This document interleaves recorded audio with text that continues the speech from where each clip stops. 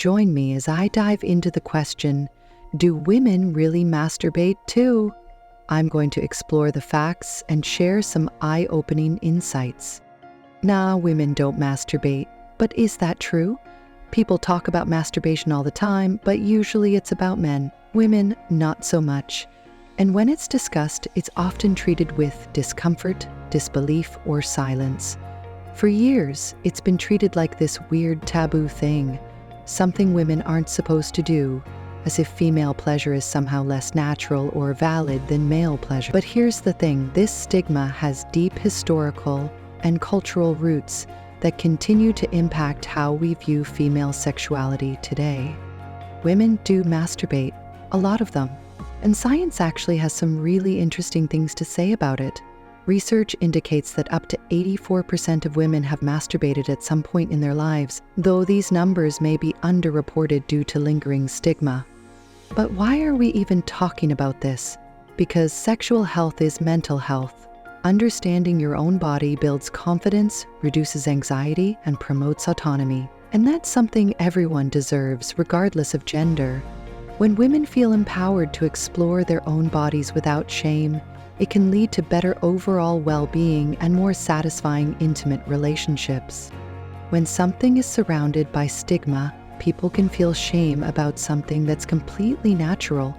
And when we don't understand how something works, it can lead to confusion, more anxiety, or even feelings of guilt. This shame cycle can be particularly damaging when it comes to something as personal as self-pleasure. So, what happens when women do it? It's actually different in some surprising ways. What happens in a woman's brain? Okay, we know orgasms release dopamine and oxytocin for everyone. That's not news. But the complexity of female arousal and pleasure goes far beyond these basic chemical reactions. But here's where it gets interesting. When a woman orgasms, a Rutgers University study found that up to 30 areas of the brain light up, including the insula, the part of the brain that processes full-body sensations.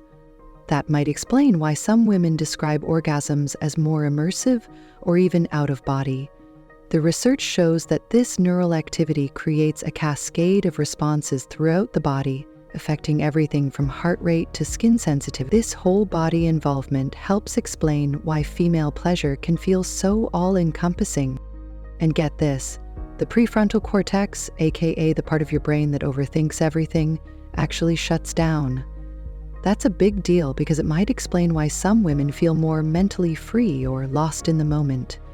This temporary deactivation of the thinking brain can create a rare moment of pure sensation without self-judgment or anxiety. For many men, brain activity tends to stay a little more stable, so while they feel pleasure, they don't always get the same full-body mental escape effect. This neurological difference highlights just how unique and complex female pleasure can be. Contrary to popular belief, it's more like sipping tea than a fireworks show. People often assume that masturbation is always quick and intense, perhaps because that's how it's often portrayed in media or discussed in popular culture. But for many women, the experience itself is a lot slower and more drawn out. Not just the orgasm. The journey to arousal often involves a complex interplay of physical and mental stimulation, with pleasure building in waves rather than a straight line. Some researchers describe the way women experience arousal as being more like a long stroll in the park. Gradual, rhythmic, and building over time rather than a sudden sharp peak. This means that for many women, masturbation isn't always about reaching orgasm fast, but about the sensations along the way. The process can be more like a meditation, where awareness of physical sensations combines with emotional and mental states to create a unique experience each time.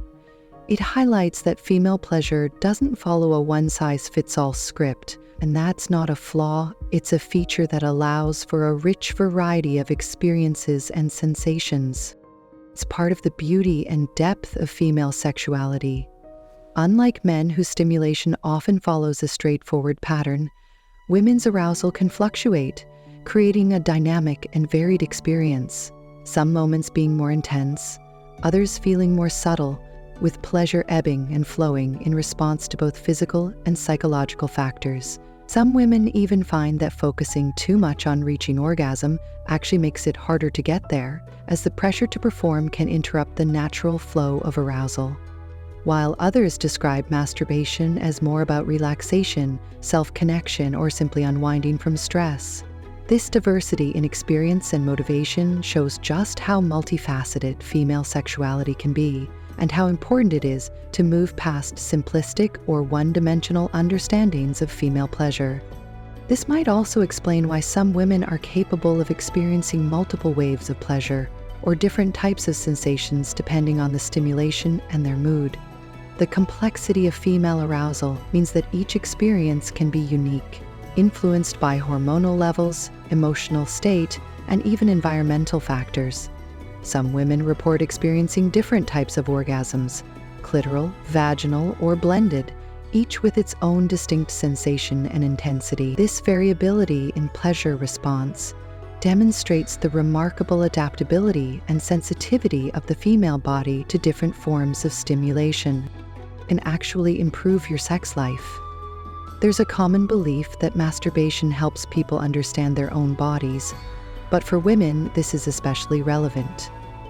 The journey of self-discovery through masturbation can be transformative, offering insights into personal preferences, boundaries, and responses that might be difficult to explore in partnered situations. This self-acknowledge can lead to more fulfilling intimate relationships as women become more confident in communicating their needs and desires. A study found that women who explore their own pleasure tend to report higher levels of sexual satisfaction, not because masturbation replaces intimacy, but because they have a clearer sense of what works for them. Research from several universities has consistently shown that women who regularly engage in self-pleasure report greater sexual confidence, improved body image, and more satisfying partner experiences. This correlation suggests that self-exploration serves as a foundation for healthy sexual expression and communication.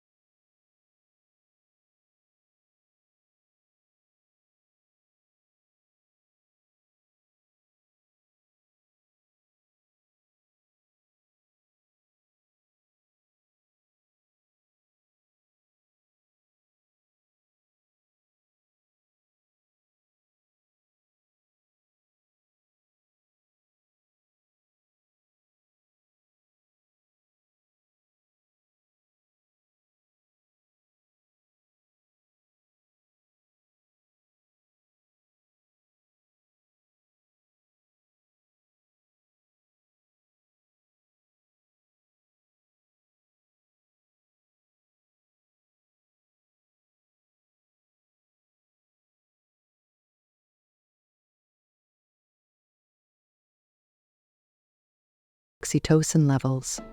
These hormonal changes can affect mood, energy levels, and physical comfort, though the impact varies widely among individuals.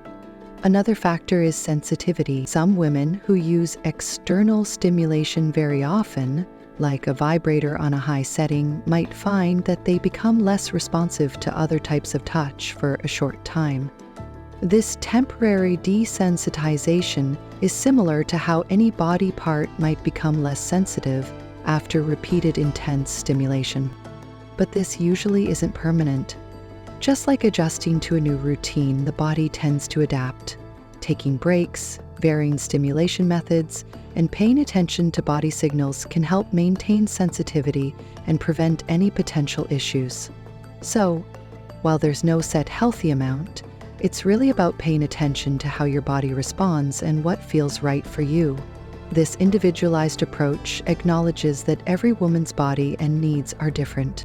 So, does masturbation really have an impact? For women, the answer is yes, but in ways we don't always talk about. The benefits extend beyond physical pleasure to include improved sleep, stress relief, and better understanding of personal boundaries. It's not just about pleasure, it's about curiosity, self-trust, and understanding your own body. It's about breaking old stigmas and recognizing that female sexuality isn't something to be ashamed of. This shift in perspective can have profound effects on mental health, self-esteem, and overall well-being.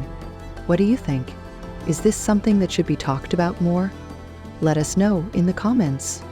If you found this video helpful, be sure to hit the like button and subscribe to Psych2Go for more content like this. And remember, you matter. Your experiences, your journey of self-discovery, and your relationship with your body are all valid parts of your personal growth and well-being.